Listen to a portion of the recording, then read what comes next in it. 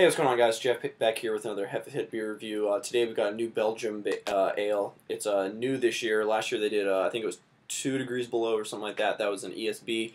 And now we have Snow Day, which is a winter ale. And I think it's a black ale, according to Beer Advocate. That's what it is. But it's 6.2% alcohol by volume. And it says, with 3 feet of powder closing the roads, a brewery is not a bad place to get snowed in. Given the unanticipated hall pass of a snow day, our brewers decided to experiment.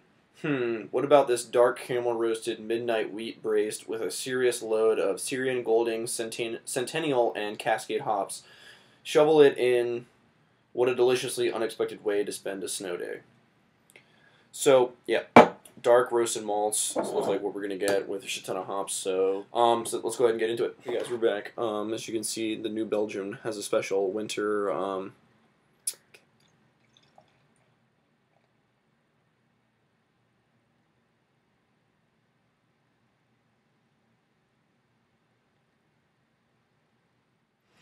Alright, as you guys can see, we've got about 3 fingers of a, it looks kind of creamy head. Doesn't seem to be dissipating too quickly, but we're getting a little bit of bigger bubbles around the side. First looking at it, it looks kind of black, but holding up to a light, it's definitely more of a brown color, as you can see light all the way through it. It does have a good amount of carbonation streaming up the sides. So it looks like an interesting beer. Let's go ahead and give it a smell. Alright, first thing I'm getting is hops, kind of a spicy pininess. Some citric qualities, but not too much. Kind of a nice floral presence. I'm not really getting too much malt, actually, which is surprising as how dark this beer is. It just smells, it smells really hoppy, so the flavor should be interesting to see as far as if it's balanced or if it's just a hop bomb. Alright, well, let's go ahead and give it a taste. It's interesting.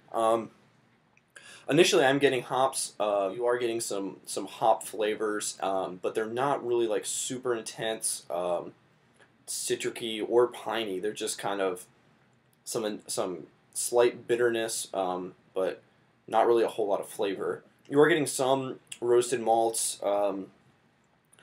nothing too dark or roasty, even not even caramely. It's got kind of a bland flavor, actually. So I'm gonna sip on this one a little bit longer, and then I'll come back with my final verdict. Hey everybody, so it turns out that when I was tasting it before, I guess it was too cold. It had been out for about 15 minutes or so, but I guess since it was more roasty and less hoppy, that it needed to be a little bit warmer. But I've let it sit for about 10 minutes, and I've been drinking it. It's got some good lacing now. The head's still kind of sticking around. It's a lot more roasty now, but it also is still pretty bland. And I have decided that I still don't like black IPAs. It is a little bit more balanced than it was before, and it actually is better with a little bit of roastiness in there, but still overall this is a pretty big disappointment, especially with how successful I think that their Hoptober and their Belgo IPA was from the end of last year.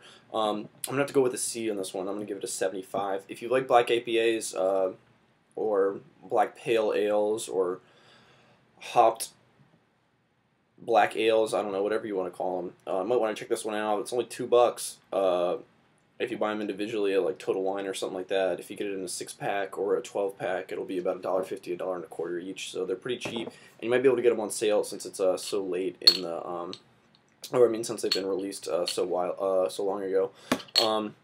Not really much else I can say on this one. It's kind of a disappointment for me, especially since I liked those other ones so much. But like I said, if you like the style, maybe check it out. But for me, it's definitely a big miss. So until next time, this was New Belgium Snow Day. Peace.